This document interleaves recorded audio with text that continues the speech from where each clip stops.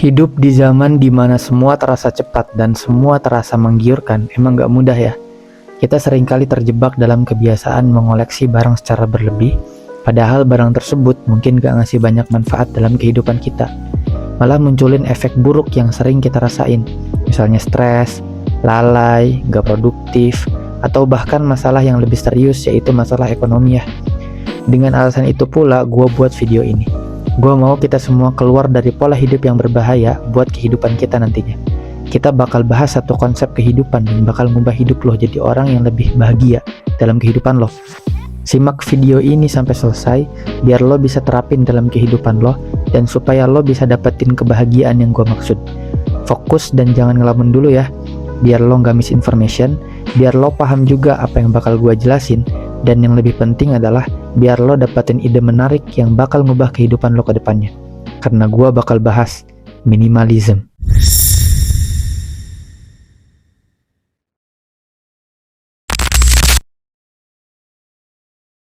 Oke, sebelum kita bahas lebih jauh, kita harus paham dulu nih, sebenarnya minimalisme itu apa sih? Minimalisme itu adalah konsep hidup sederhana yang bisa menghadirkan ketenangan dan bisa membuat seseorang lebih bahagia lagi di kehidupannya. Kok bisa? Karena orang yang hidup dengan konsep minimalisme ini bisa manfaatin sedikit barang yang dia punya supaya bermanfaat dengan maksimal dan ngebuat hidupnya jadi lebih nyaman. Akhirnya, barang-barang yang dia punya itu sangat-sangat punya nilai, walaupun gak banyak. Dan poin gak banyak ini sebenarnya punya manfaat positif loh. Karena gak banyak, dia nggak ngundang barang lain untuk bisa ngelolanya. Contoh, kalau lo seneng belanja baju ya, alhasil baju lo banyak dan lo butuh lemari baju yang besar untuk menampung banyak baju yang lo punya. Butuh biaya lagi cuy, makan tempat juga di rumah kita yang mungkin gak besar-besar amat. Kalau lo suka beli tas-tas branded, lo harus beli raknya atau lemari tas besar juga buat nampung banyak tas yang lo punya. Duit lagi, makan tempat lagi. Nah, udah kelihatan kan perbedaannya? Dengan lo nerapin konsep ini dalam kehidupan lo bisa lebih fokus dalam melakukan banyak hal dan tanpa adanya gangguan. Biasanya, orang yang nerapin gaya hidup ini bisa ngelola semua kebutuhan hidupnya dengan baik dan bisa ngoptimalin barangnya sebaik mungkin. Sebenarnya konsep hidup minimalisme ini bukan hanya dalam hal konsumsi barang ya, tapi juga mencakup sesuatu yang lebih luas lagi, kayak pola pikir, gaya hidup, dan nilai-nilai dalam kehidupan. Dengan lo nerapin konsep ini, secara gak langsung, lo punya pola pikir baru cuy. Lo jadi orang yang kritis dalam memilah sesuatu, lo juga jadi orang yang bisa ngelola sesuatu, lo juga jadi sering mempertimbangkan banyak hal. Yang itu semua bakal berguna banget dalam kehidupan lo. Sekarang, gaya hidup minimalis ini udah banyak banget dilakuin sama orang. Karena konsep hidup ini bisa datengin banyak manfaat dalam kehidupan kita. Konsep ini juga sangat cocok buat kita yang kesulitan ngelola barangnya sendiri dan pengen ngontrol egonya dalam hal konsumsi. Kira-kira apa aja sih yang bakal kita dapetin kalau kita nerapin konsep hidup ini dalam kehidupan? Well, mari kita bahas. Yang pertama, mengurangi stres. Sering banget hidup dengan banyak barang bisa nambah beban buat diri lo, baik secara emosional maupun fisik, sampai-sampai ngebuat lo rentan ngerasa stres. Ketika lo ngelihat pakaian yang jarang lo pakai itu numpuk dan lo hidup dengan banyak barang di rumah juga, itu juga merupakan salah satu pemicu stres, karena lo ngebutuhin waktu banyak buat ngerapihin, dan kadang stres juga datang karena lo ruwet sama barang-barang yang ada di rumah, yang mungkin rumah kita nggak luas-luas banget ya. Jadinya rumah itu kerasa sempit gitu, karena banyak banget barang di dalamnya yang bisa dibilang nggak semuanya kepake. Selain itu, lo juga bakal ngerasa kesulitan nemuin barang lo yang hilang gitu ya, karena saking banyak barang di rumah lo. Hal-hal kayak tadi bisa bikin lo secara gak langsung jadi stres, yang harusnya di rumah lo bisa rasain kedamaian, tapi lo malah stres. Makanya, hidup dengan sedikit barang fungsional bisa ngebantu lo untuk lebih mudah ngerapihin dan ngatur letak barang lo di rumah. Bahkan, pikiran lo juga gak akan keganggu sama beban ngelola banyak barang di rumah, sehingga lo bisa hidup dengan damai di rumah lo sendiri. Yang kedua, sehat secara finansial. Konsep minimalis ini gak hanya terbatas pada tata rumah aja ya, fashion, media sosial, atau penggunaan perangkat internet aja, tapi juga merujuk pada kebiasaan seseorang dalam membedakan antara kebutuhan dan keinginan. Sering banget kita temuin orang ngeluarin banyak duit buat beli barang yang sebenarnya nggak penting banget sih buat dibeli. Hal kayak gini bisa ngebuat lo cenderung boros dalam ngelola keuangan lo. Gaya hidup minimalis ini bisa ngebuat lo jadi lebih bijak dalam ngelola keuangan, karena lo bakal berusaha mempertimbangkan setiap pengeluaran lo agar tentunya lo beli barang yang penting-penting aja.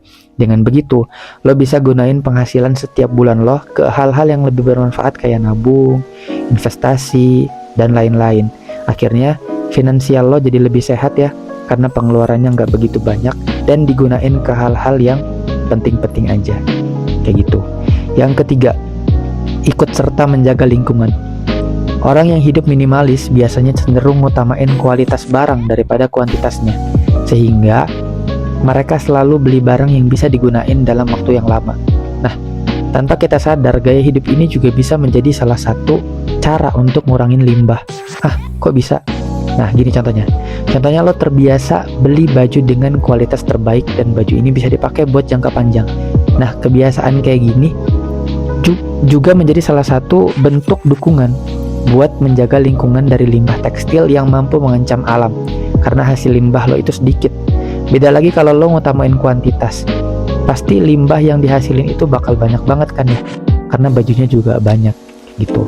Yang keempat, terbiasa berbagi.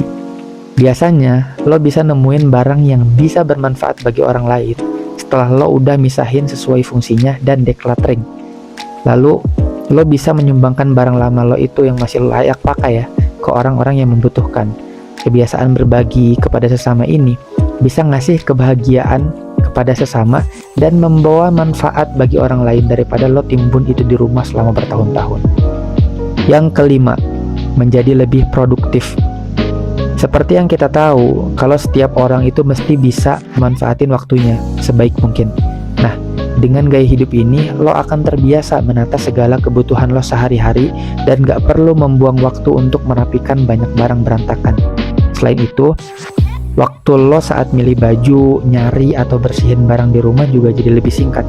Dengan begitu, lo juga bisa lebih fokus sehingga bisa lebih produktif saat beraktivitas. Yang terakhir, hidup lebih bahagia. Gak semua orang bisa nerapin konsep hidup ini, karena konsep hidup ini itu membutuhkan komitmen yang kuat. Walaupun sebenarnya gaya hidup minimalis ini sangat bermanfaat untuk kesehatan fisik maupun psikologis manusia. Seringkali punya kebiasaan membeli banyak barang bernilai material mampu membuat seseorang tertekan dan selalu tergoda buat beli barang baru sesuai tren kekinian. Hal tersebut bisa membuat lo selalu resah dan terjebak dalam perilaku konsumtif. Makanya, hidup dengan konsep minimalis ini bisa ngebuat pikiran lo lebih rileks dan akhirnya bisa bikin hidup lo jadi lebih bahagia. Nah, sekarang gimana sih caranya mulai untuk hidup dengan minimalis supaya lo bisa dapetin manfaat yang gue sebutin tadi? Gimana langkah-langkahnya? Well, mari kita bahas. Yang pertama, mulai gaya hidup minimalis dengan hal kecil. Pertama, lo bisa memulainya dengan menuliskan alasan mulai hidup minimalis agar lebih semangat dan konsisten ketika menjalankannya. Setelah itu, lo mulai dengan sesuatu yang kecil dulu. Lo bisa buat satu tempat jadi lebih rapih dan minim barang. Misalnya kamar atau ruang tamu lo jadi lebih bersih dengan sedikit perabotan sehingga lo ngerasa lebih nyaman buat beraktivitas di sana. Yang kedua, kurasi barang tak terpakai. Selanjutnya, lo harus mulai menyortir atau memilah barang penting di rumah lo. Kegiatan menyortir barang atau decluttering ini bisa ngebuat lo jadi mikirin juga apa barang tersebut masih bisa dipakai atau enggak. Lo bisa misahin barang yang bakal dibuang dan barang bakal disimpan dalam kotak atau yang bakal lo kasih ke orang yang membutuhkan kalau masih layak pakai.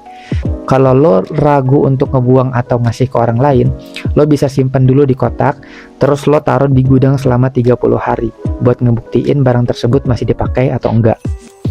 Yang ketiga, yang bisa lo lakuin, fokus pada kebutuhan. Sering banget kita temuin orang-orang berbelanja karena keinginan semata atau takut tertinggal tren terkini. Untuk itu, buat lo bisa nerapin gaya hidup minimalis, kali ini lo harus berusaha membedakan antara kebutuhan dan keinginan. Kalau lo mau beli barang bagus atau beli suatu barang, lo harus pastiin barang tersebut penting dan sangat berguna untuk kehidupan lo. bukan cuma beli karena nafsu aja. Yang keempat, bijak dalam berbelanja. Kalau lo mau beli barang baru, lo harus pastiin kalau barang yang lo mau beli ini sebagai pengganti barang lama lo yang udah gak bisa dipakai lagi, atau emang karena lo tadinya itu gak punya. Sebenarnya buat ngoleksi barang itu gak masalah sih, tapi kalau berlebihan juga gak bagus kan. Contohnya lo beli tas baru dengan tujuan mengganti tas lama lo yang udah rusak dan gak layak pakai lagi. Nah, dengan gini lo jadi terbiasa ketika lo beli barang baru untuk pengganti, bukan untuk nambah. Supaya lebih bijak ketika berbelanja, lo juga bisa bikin catatan alokasi gaji atau catatan alokasi pengeluaran lo dan daftar belanja supaya lo bisa ngeluarin duit untuk hal yang penting aja, kayak gitu. Yang terakhir, komitmen merapikan rumah berkala. Setelah lo lakuin semua itu, lo harus komitmen buat decluttering dan ngerapiin rumah lo secara berkala. Tapi jangan sering-sering banget ya. Misal lo bisa ngelakuin ini secara 3 bulan sekali, supaya gaya hidup minimalis ini bisa terus lo lakuin. Dengan kayak gitu, lo jadinya terus-terusan numbuhin kesadaran terhadap barang-barang yang lo punya di rumah. Yang paling penting dalam gaya hidup minimalis itu adalah konsumsi secara sadar. Apa itu? Well, ayo bahas. Inilah yang bikin minimalisme itu semakin menarik. Menjadi konsumen yang sadar berarti membuat pilihan dengan pertimbangan yang matang. Daripada lo beli segala sesuatu yang diskon atau karena gratis, lo mending tanyain dulu ke diri lo sendiri, apakah ini akan menambah nilai dalam hidup lo, atau apakah ini benar-benar lo butuhin. Karena barang itu nantinya bakal lo bawa ke rumah dan lo juga harus ngelola barang itu. Kalau kita udah sadar dengan itu, kita bakal lepas dari belenggu konsumerisme tanpa arah dan kita bisa semakin menghargai benda-benda yang kita miliki. Ingat, bukan memiliki lebih banyak, tapi menghargai apa yang kita punya. Well, gaya hidup minimalisme itu sangat powerful ya buat kehidupan kita. Udah banyak banget buktinya, dan sekarang gua mau lo buktiin sendiri gimana efeknya dalam kehidupan lo.